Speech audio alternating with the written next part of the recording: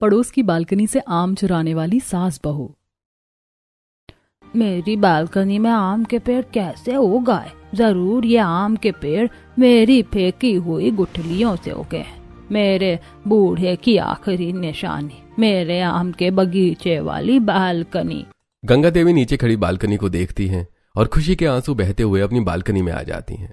अरे ये दादी वापस आ गई पूरे 2.5 साल बाद। हाँ, पर कितनी कमजोर हो गई, पहले कितनी तंदुरुस्त थी। गंगा देवी अपने आम के बगीचे वाली बालकनी में रहने चली जाती हैं। वहीं दूसरी तरफ कौशल्या निवास में राम की शादी की बातें चल रही होती हैं। अरे कौशल्या, क्यों घबरा रही हो जाएगी राम की शादी। हाँ माँ, मैं शादी कर लूंगा, इतने घबराने की क्या जरूरत है। कब? मेरी उम्र में? 26 साल का हो गया है तू। अरे माँ, मेरी शादी तो करवा दोगे, पर लड़की कहाँ से लाओगी? अरे लड़कियों की कमी है क्या? हमारा इतना बड़ा गांव है, तू अपने ऑफिस में बात कर ले, कभी भी छुट्टी लेनी पड़ सकती है। अच्छा ठीक है। इसी तरह शाम होती है। कौशल्या मंदिर में पंडित जी से बात कर रही होती हैं। पंडित जी, आप हमारे गांव के हैं, कोई अच्छी लड़की है गांव में हमारे राम के लिए? कौशल्या बहन, हमारे गांव में एक लड़की है, मैं बात चला देता हूँ। कुछ दिन बीतते हैं। एक दिन दशरथ को फोन आता है। नमस्ते दशरथ जी, मैं जनक बोल रहा हूँ। पंडित जी ने बताया कि आप अपने बेटे के लिए लड़की ढूंढ रहे हैं। जी, हम आपके ही गांव के हैं। हमारी एक प्यारी सी बेटिया है, आप चाहे तो आकर देख सकते हैं। अरे बहुत बढ़िया, आप लोकेशन भेज दीजिए, हम कल ही आएंगे। जी जरूर, मैं अभी भेजता हूँ। अगली सुबह 7 बजे पूरा परिवार तैयार होकर अपनी गाड़ी में गांव के लिए रवाना हो जाता है। वहीं दूसरी तरफ सीता छोटे बच्चों के साथ घूम रही होती है। अरे वो देखो आम का बगीचा, चलो आम तोड़कर खाते हैं। हाँ दीदी, चलो आम तोड़ते हैं, मजा आएगा। सीता बच्चों के साथ बगीचे की दीवार कूद कर अंदर आती है।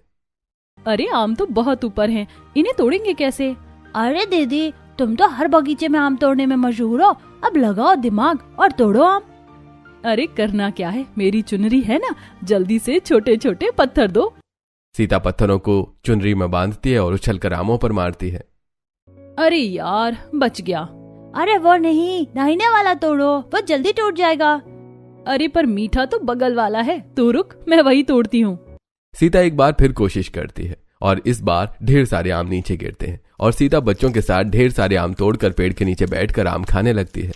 वाह, कितना मीठा है, मजा आ गया। हाँ, ऐसे आमों के लिए ही मैं तो गर्मियाँ बर्दाश्त करती हूँ और साल भर इंतजार करती हूँ। क्या टेस्टी आम है, बिल्कुल मीठे। सीता हाथ मुंह पर आम लगाकर बच्चों के साथ मजे से आम खाने लगती है। तभी कृतिका दौड़ते हुए सीता के पास आती है। अरे कृतिका, तू इतनी हाफ क्यों रही है, क्या हुआ? अरे सीता दीदी, तू बगीचे में बैठी आम खा रही है, तुम्हें लड़के वाले देखने तुम्हारे घर आए हैं।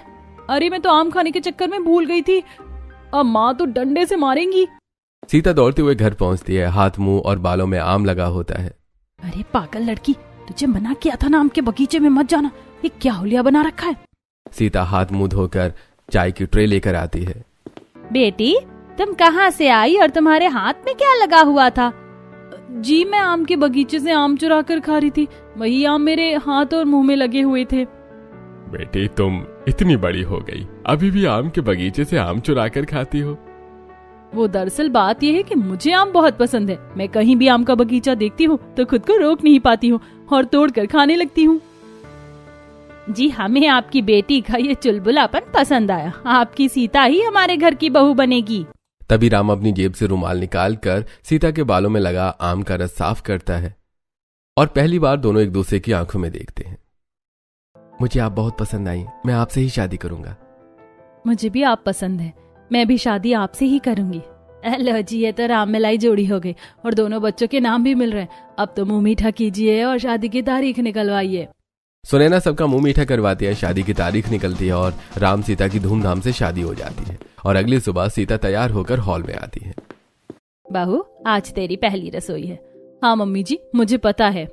तो बहू, आज मीठे में खीर बना ले बस। सीता किचन में जाकर खीर बनाती है और सबको परोसती है। अरे वाह बहू, बहुत बढ़िया खीर बनाई है।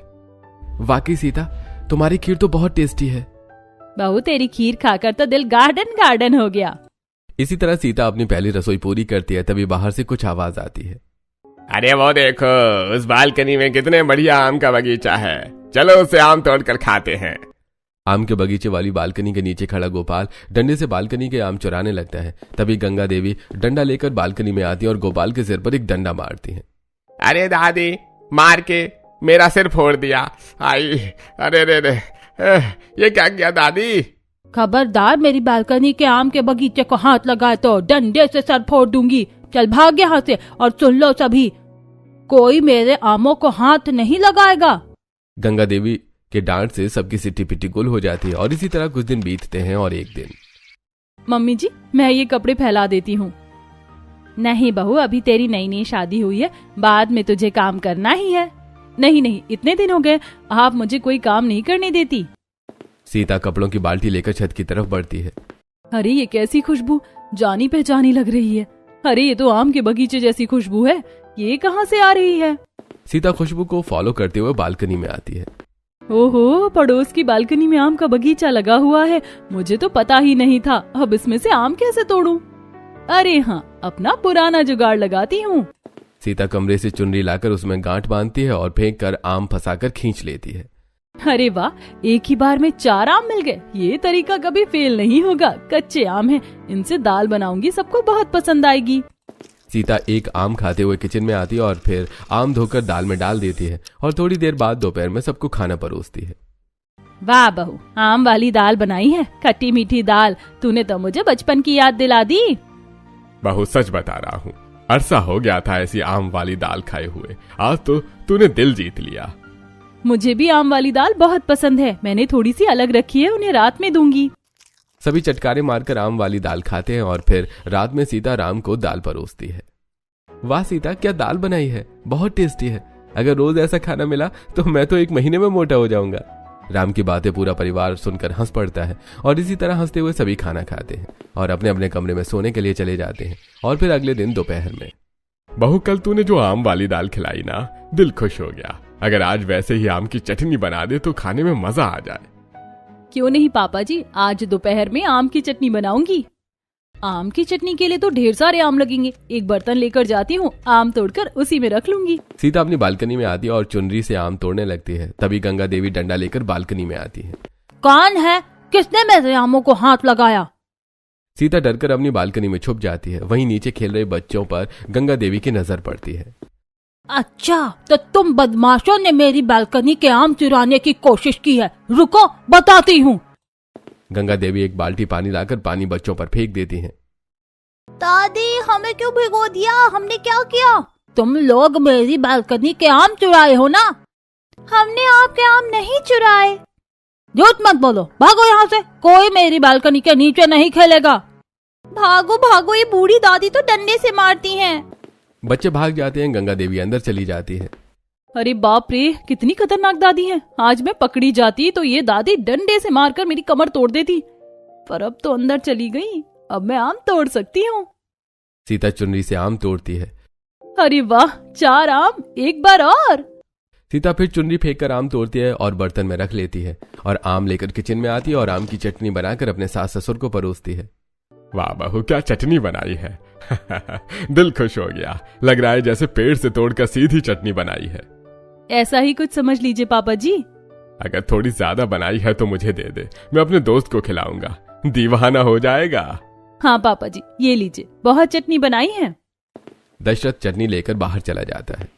बहू सच बता, ये आम कहाँ से लेकर आ रही है? ऐसे खट्टे मीठे ताजे आम बाजार में नहीं मिलते। अरे मम्मी जी, आपको नहीं पता, सामने वाली बालकनी में जो आम का बगीचा है वहीं से तोड़ कर लाती हूँ। अरे बहू, तू पड़ोस की बालकनी से आम चुरा कर लाती है? हाँ मम्मी जी, वहीं के आम सबसे ताजे और मजेदार है। शहर में ऐसे बगीचे वाले आम कहाँ मिलते हैं। नहीं बहू, अब वहाँ से आम मत तोड़ना, वो दादी अम्मा बहुत खतरनाक है, डंडा लेकर घूमती हैं। चल, आज मैं तुझे सब्जी मंडी दिखाती हूँ, वहीं से आम लेकर आएंगे। कौशल्या चटनी खाकर सीता को लेकर सब्जी मंडी चली आती है। बोलिए बहन जी, क्या सब्जी दूं? भैया, कच्चे आम है क्या, बगीचे वाले? हाँ, ये देखिए, अभी बगीचे से तोड़ कर लाया हूँ। कितने के हैं? एक आम 25 रुपए का। क्या, एक आम 25 रुपए का? अरे हम 4 लोग हैं, अगर एक के लिए 2 आम ले ले तो 8 आम होते, यानी 200 रुपए। अरे भैया, अभी यही रेट चल रहा है। 200 रुपए में तो अचार आ जाएगा। मम्मी जी ये झूठ बोल रहा है, ये बगीचे के आम नहीं है, और जितने हमसे ये बेच रहा है ना उतने हम तो गांव के बगीचे में फेंके पड़े रहते हैं। चलिए यहाँ से। सीता और कौशल्या घर लौट आती हैं। बहू तूने 2 दिन ऐसे आम खिला दिया, अब तो बस आम ही खाने का मन करता है। आम पन्ना, आम रस, चटनी, अचार। बस मम्मी जी मुंह में पानी आ रहा है, अब तो मुझे भी आम चाहिए। इस गर्मी में आम कौन छोड़े बहू। मम्मी जी आपने मना किया था, पर अब मुझसे नहीं रुका जाएगा। मैं तो पड़ोस की बालकनी से आम चुराऊंगी। अरे बहू अगर इतने टेस्टी आम है तो मैं भी तेरे साथ हूँ। चल आज से हम पड़ोसी की बालकनी से आम चुराने वाली सास बहू बनते हैं। चलिए मम्मी जी।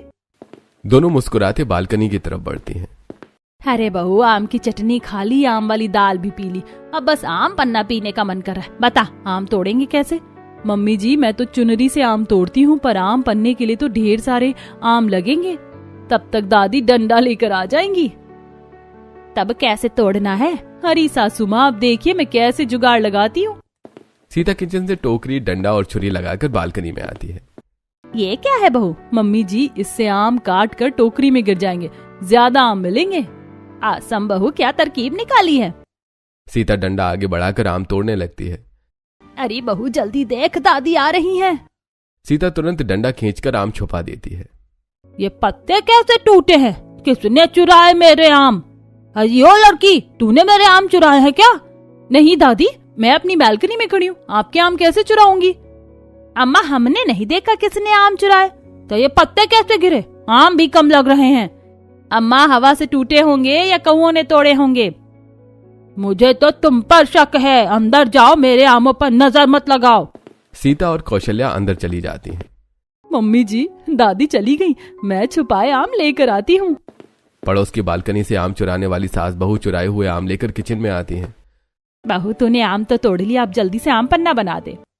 सीता आम उबालकर ठंडा करती है, मसाले डालकर आम पन्ना तैयार करती है और सबको देती है। अरे वाह बहू, तू तो रोज आम का नया आइटम खिला रही है। कभी चटनी, कभी दाल, कभी और आज आम पन्ना। लगता है आम का सीजन शुरू हो गया है। अरे लगता है मैंने आम पगली से शादी करके सही किया। अब रोज नए नए आम के आइटम मिलेंगे। अभी तो आम पन्ना है, 2 दिन बाद मीठे मीठे आम रस भी खिलाऊंगी। जरूर बहू, अब तो मुझे तेरी सास से ज्यादा आमों से प्यार हो गया है। इसी तरह हंसी मजाक में दिन बीतते हैं और एक दिन सीता और कौशल्या गली में पड़ोसियों के साथ आइसक्रीम खा रही थी। भैया मैंगो फ्लेवर आइसक्रीम नहीं है क्या? है ना बहन जी, मैंगो फ्लेवर 25 रुपए वाली। वहीं पास खड़े खड़े बच्चे आम के बगीचे वाली बालकनी की तरफ देख रहे होते हैं। अरे वो देख आम, चल आम तोड़ते हैं। बच्चे ईंट फेंक कर आम तोड़ने लगे हैं।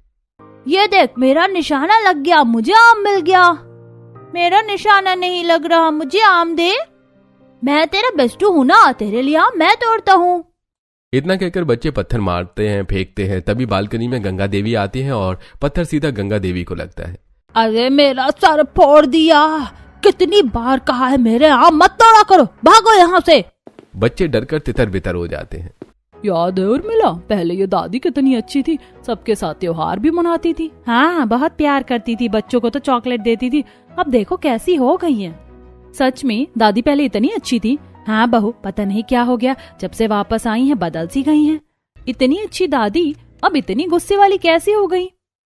फिर सभी आइसक्रीम खाकर अपने अपने घर लौट जाते हैं। इसी तरह कुछ दिन बीतते हैं। एक दिन पूरा परिवार टीवी देख रहा होता है। अरे बाप रे, एलपीजी के दाम तो सिर पर चढ़ते जा रहे हैं। अरे दाम इसलिए बढ़ रहे हैं क्योंकि काला बाजारी हो रही है। अगर लोग खपत कम कर दे तो दाम अपने आप कम हो जाएंगे। सही कह रहे हैं पापा, हर घर को गैस की खपत कम करनी चाहिए। अच्छा बहू ये बता, हमारे घर का सिलेंडर अभी है ना? हाँ पापा जी अभी हैं, चल जाएगा। वैसे आज खाने में आम का क्या स्पेशल बना रही हो? मैं सोच रही हूँ कि गैस की खपत कम हो, इसीलिए कच्चे आम का अचार बना लेती हूँ। अरे वाह बहू, बढ़िया सोचा। दाल भात के साथ आम के अचार खाने में मजा आ जाएगा। बनाओ बनाओ। सीता कौशल्या को साथ लेकर बालकनी में आती है। मम्मी जी वो देखिए, सामने कच्चे पक्के दोनों आम हैं। अरे बहू, तू बालकनी वाले आम के बगीचे से आम चुराकर अचार बनाने का सोच रही है क्या? हाँ मम्मी जी, कच्चे आम से अचार और पक्के आम से आम रस बना लेंगे। गैस भी बचेगी और आम खाने का मजा भी आएगा। पर बहू, इसके लिए तो बहुत सारे आम चाहिए और वो अम्मा बार बार आ जाती हैं। मम्मी जी, इस बार एक बार में ज्यादा आम तोड़ने पड़ेंगे, नहीं तो उन्हें शक हो जाएगा और अब डंडे या चुनरी वाला आइडिया काम नहीं करेगा। अच्छा बहू, तो रुक, मेरे पास एक जुगाड़ है, चल मेरे साथ। इसी तरह दोपहर होती है, सारे पड़ोसी अपने घरों में सो जाते हैं। तभी कौशल्या सीता के साथ लकड़ी की सीढ़ी लेकर आती है और अपनी बालकनी से पड़ोस के आम के बगीचे वाली बालकनी में लगा देती है। अरे वाह सासू माँ, मान गए आपको, आप तो मेरी भी उस्ताद निकली। इस सीढ़ी से तो आराम से आम के बगीचे वाली बालकनी में जाऊंगी, आम चुरा लूंगी और फटाक से वापस भी आ जाऊंगी। दोपहर का समय है, दादी सो रही होंगी और हमें कोई देखने वाला भी नहीं है। इतना कहकर सीता सीढ़ी से होते हुए आम के बगीचे वाली बालकनी में उतर जाती है और ढेर सारे आम तोड़कर कौशल्या की तरफ फेंकने लगती है। अरे बहू, बस बस कर, इतने आम बहुत हैं, काफी पके और कच्चे आम हो गए, अब वापस चलिए। सीता धीरे धीरे सीढ़ी से वापस आने लगती है। तभी समिति का चौकीदार बहादुर पड़ोस की बालकनी से आम चुराने वाली सास बहू को देख लेता है। अरे चोर चोर, दादी आपके आम कोई चुरा रहा है। अरे मम्मी जी, चौकीदार ने देख लिया। अरे नहीं बहू, इतनी ऊंचाई तक चेहरा नहीं देख पाएगा, जल्दी भाग। सीता भागकर अपनी बालकनी में आ जाती है और कौशल्या जल्दी से सीढ़ी खींच लेती है। तभी गंगा देवी डंडा लेकर बालकनी में आती है। कौन है चोर? कौन है चोर? कहाँ गया चोर? अरे दादी आपके आम चुरा कर चोर पड़ोस वाली बालकनी में भाग गया। अरे बहादुर, कैसा दिख रहा था चोर? पड़ोस का ही कोई होगा। मेरी आम वाले बगीचे की बालकनी से आम चुराता है, छोड़ूंगी नहीं। दादी बालकनी ऊंची थी, सूरज की रोशनी आंख में पड़ रही थी, इसलिए चेहरा नहीं देख पाया। अरे तुमने तो देखा होगा, बताओ कौन था?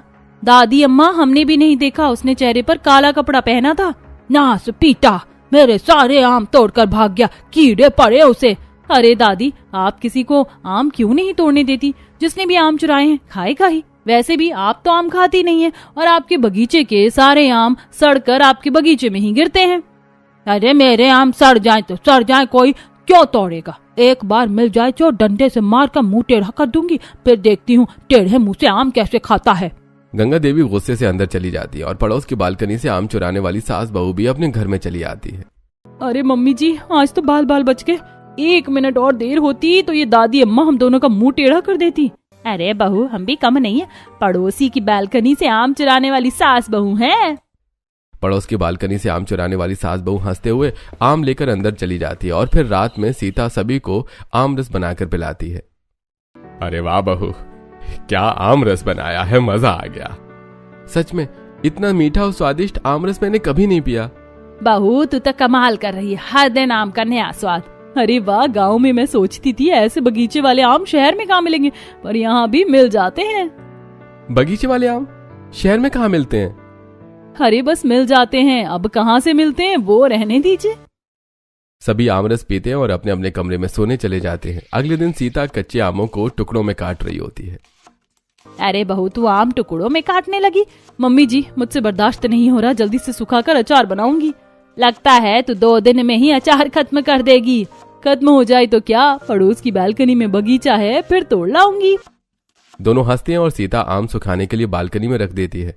इसी तरह दिन बीतता है। अगले दिन सास बहू के चुराए हुए आम बालकनी में सूख रहे होते हैं। तभी गंगा देवी सूखते हुए आम देखकर, ओ पड़ोस की बालकनी से आम चुराने वाली सास बहू, बाहर निकलो, वरना डंडा लेकर घर में आ जाऊंगी। पूरे परिवार को डंडे से मार मार कर टेढ़ा कर दूंगी, सब चोरी की आदत भूल जाओगे।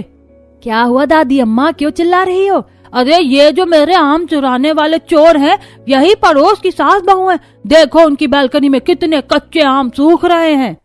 कौशल्या और सीता बालकनी में आती हैं। अरे अम्मा, क्यों चिल्ला रही हो? तुम दोनों ही मेरे आम चुरा रही हो। कोई सबूत है दादी अम्मा? बिना सबूत के इल्जाम मत लगाइए। सबूत तुम्हारी बालकनी में है, मेरे आम चोरी हुए और तुम्हारे यहाँ सूख रहे हैं। अरे दादी, बाजार से भी तो आम आ सकते हैं, ऐसे कैसे इल्जाम लगा रही हैं? हाँ दादी, सही जवाब मिला है। हर चीज चोरी नहीं होती। ठीक है, देखती हूँ कब तक बचती हो। जिस दिन पकड़ लिया ना, डंडे से मार मार कर भूसा भर दूंगी। गंगा देवी गुस्से में अंदर चली जाती हैं। कौशल्या और सीता भी अंदर चली जाती हैं। इसी तरह कुछ दिन बीतते हैं और अचार बनकर तैयार हो जाता है। तभी एक दिन, अरे सीता, तुमने तो आम रस बनाया था ना, बहुत स्वादिष्ट था, पर उसके बाद से कभी बनाया ही नहीं। आज खट्टी दाल और आम रस दोनों बनाना। हाँ बहू, दोपहर में खट्टी दाल खाएंगे और रात में मीठा मीठा आम रस पियेंगे, मजा आ जाएगा। अरे हाँ, क्यों नहीं, आज मैं यही बनाऊंगी। सीता कौशल्या के साथ बालकनी में आती है। अरे बहू, तूने हाँ तो कह दिया, पर इस बार अगर आम चुराने गई तो फंस सकती है। अरे सासू माँ, आप टेंशन क्यों लेती हैं? मैं तो बचपन से ऐसे बगीचों से आम चुरा कर भागती आई हूँ। डंडे लेकर बुढ़िया भी पकड़ नहीं पाई।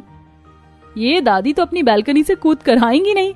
चल बहू, फिर मैं भी तेरे साथ एक बार फिर आम चुराती हूँ। ऐसी दोपहर होती है, सब अपने अपने घरों में सो रहे होते हैं। तभी पड़ोस की बालकनी से आम चुराने वाली सास बहू अपनी बालकनी से लकड़ी की सीढ़ी लगाती है और सीता सीढ़ी से होकर आम के बगीचे वाली बालकनी में उतर जाती है। मम्मी जी, ये पकड़िए आम, ये लीजिए। अब पकड़ी गई चोर। पड़ोस की बालकनी से आम चुराने वाली सास बहू पकड़ी गई, रुक जा। गंगा देवी डंडा लेकर बालकनी की तरफ बढ़ती है। तभी सीता जल्दी से सीढ़ी पर चढ़ती है और फिसलकर बीच में ही लटक जाती है।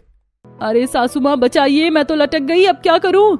अब आई उठ पहाड़ के नीचे, बता डंडा मारू तेरे हाथ पर, नीचे गिरेगी तो समझ आएगा। नहीं दादी, डंडा मत मारना, अब कभी आम नहीं चुराऊंगी। अरे अम्मा, मेरी बहू को मत मारना। क्यों ना मारू, सबूत मांग रही थी ना, आज रंगे हाथ पकड़ी गई। दादी माफ कर दो, आज तो एक भी आम नहीं चुराए। अगर लटकी ना होती तो आज डंडे से सबक सिखाती। बेटा, ए जी जल्दी आओ, बहू को ऊपर खींचो। राम और दशरथ मिलकर सीता को ऊपर खींच लेते हैं। बहू, अभी भी तूने बचपना नहीं छोड़ा, रोज आम चोरी करके खिलाती थी। दादी माफ कर दीजिए, अब ये आम नहीं चुराएंगे। गंगा देवी मुंह बनाकर अंदर चली जाती है। सीता, अब कभी दादी के आम मत चुराना। ठीक है। राम और दशरथ अंदर चले जाते हैं। अरे वाह बहू, तूने मेरा नाम नहीं लिया। सासू माँ, चोरी का पहला नियम है पकड़े जाओ तो पार्टनर का नाम नहीं लेना चाहिए। और कोई बात नहीं, आज नहीं तो कल आम चुरा लेंगे। तो फिर आम चुराएगी? हाँ, एक बार पकड़े जाने से क्या होता है, कल सावधानी से चुराऊंगी। चल ठीक है, कल मैं भी साथ दूंगी, पर संभल कर। दोनों हंसते हुए अंदर चली जाती हैं। इसी तरह आज का दिन बीतता है और अगले दिन दोपहर में सीता और कौशल्या बालकनी में आती हैं। मम्मी जी, आज तो सुबह से दादी अम्मा एक बार भी बालकनी में नहीं आई है, क्या बात है? तो बहू आम चुरा ले। नहीं मम्मी जी, मन नहीं कर रहा, कल चोरी करूंगी। इसी तरह आज का दिन बीतता है और फिर अगले दिन। बहू, आज आम चुराएगी क्या? मम्मी जी, पहले ये बताइए, दादी अम्मा डंडा लेकर पहरेदारी करने क्यों नहीं आ रही हैं? मुझे क्या पता बहू। मम्मी जी, जब तक कोई मना ना करे तब तक चोरी में मजा नहीं आता। अरे बहू, तेरी बात तो मेरे सर के ऊपर से गई, पर वो देख नीचे बहादुर है, उससे पूछ। बहादुर भैया। क्या हुआ मैम साहब? दादी अम्मा कहाँ हैं? 2 दिन से दिख नहीं रही। उनकी तबीयत खराब है, ये उनकी दवाइयाँ हैं। अरे उनका ध्यान कौन रखेगा? हमारे गांव में किसी की तबीयत खराब होती थी तो पूरा गांव ख्याल रखता है। बहादुर रुको, मैं आती हूँ। सीता नीचे जाकर दवाइयां लेती है और कौशल्या के साथ गंगा देवी के घर पहुंचती है। गंगा देवी बिस्तर पर लेटी कांप रही होती हैं। अरे दादी अम्मा रुकिए, ये लीजिए पानी। मम्मी जी, आप यहीं बैठिए, मैं काढ़ा बनाकर लाती हूँ। सीता गंगा देवी के किचन में जाती है और देसी का काढ़ा बनाकर गंगा देवी को पिलाती है। अम्मा, अब अच्छा लग रहा है? तुम लोग यहाँ मेरे आम चुराने आए हो ना? दादी आप आराम कीजिए, आप बहुत कमजोर लग रही हैं। मैं आपके लिए खिचड़ी बनाकर लाती हूँ। इतना कहकर सीता रसोई में जाती है और गंगा देवी के लिए खिचड़ी बनाती है और अपने हाथों से खिचड़ी खिलाती है और दवाई भी देती है। दादी, अब आप शाम तक यहीं आराम कीजिए। सीता और कौशल्या वापस अपने घर चली जाती हैं। 2 दिनों से इसने मेरा पूरा आम का बगीचा ही उजाड़ दिया होगा और अब सेवा करने आई है। शाम होती है। सीता रोटी में देसी घी लगाकर और सब्जी बनाकर गंगा देवी को खिलाती है। रात में सोते समय उनके पैरों की मालिश भी करती है। अरे चोर, तू ये सब क्यों कर रही है मेरे साथ? सच सच बता। बड़ी दादी अम्मा, चुपचाप सोई रहो, ज्यादा बोलोगी तो तुम्हारे सारे आम चुरा लूंगी। सीता रात भर उनकी सेवा करती है। इसी तरह 1 हफ्ता बीतता है और गंगा देवी पूरी तरह से ठीक हो जाती है। गंगा देवी अपनी बालकनी में आती है। अरे तुम सास बहू ने मेरे आम की चोरी नहीं की? आप थी ही नहीं मना करने वाली, तो अगर मैं आम तोड़ लेती तो चोरी नहीं कहलाती ना। अरे तू तो बड़ी शैतान है। वैसे दादी, आप इतनी खूसट क्यों हैं? आप बालकनी के आम किसी को क्यों नहीं तोड़ने देती? पहले मुझे आम बहुत पसंद थे, अपने बूढ़े के साथ बैठकर आम खाया करती थी और गुठलियां बालकनी के पेड़ में फेंक देती थी। इसी से ये पेड़ हुए हैं। पर एक दिन, अरे भाग्यवान, देखो हमारे बेटे ने हमें अपने घर पर बुलाया है। अगर ऐसी बात है तो हम जरूर चलेंगे, चलिए। गंगा देवी अपने पति रामलाल के साथ अपने बेटे और बहू के साथ घर चली आती है और 6 महीने बाद रामलाल का देहांत हो जाता है। उसके बाद, अरे बूढ़ी, पहले घर के सारे बर्तन धो, फिर खाना मिलेगा। मेरे पति क्या मरे, इन लोगों ने तो मुझे नौकरानी बना दिया। दादी, आप मानती है ना कि ये आम का पेड़ दादाजी की निशानी है ना? हाँ बेटी, तो दादी, मैंने सुना है खुशियां बांटने से बढ़ती हैं। जब दादाजी आपको देखते होंगे उन्हें अच्छा थोड़ी ना लगता होगा कि आपने आम खाना छोड़ दिया, और उनकी याद में चिड़चिड़ी रहती हैं। अगर आप चाहती हैं कि दादाजी आपको देखकर खुश हो तो दोबारा आम खाना शुरू कीजिए। अरे बेटी, मैंने तो ये सोचा ही नहीं। अब तेरा जब मन करे तू बालकनी से आम तोड़कर खाना। बच्चों इधर आओ, ये लो आम खाओ। आज से मैं तुम लोगों को आम तोड़ने के लिए मना नहीं करूंगी। फिर गंगा देवी सीता के साथ बैठकर आम खाती है और अब पड़ोस की बालकनी से आम चुराने वाली सास बहू को आम चुराकर नहीं खाने पड़ते हैं।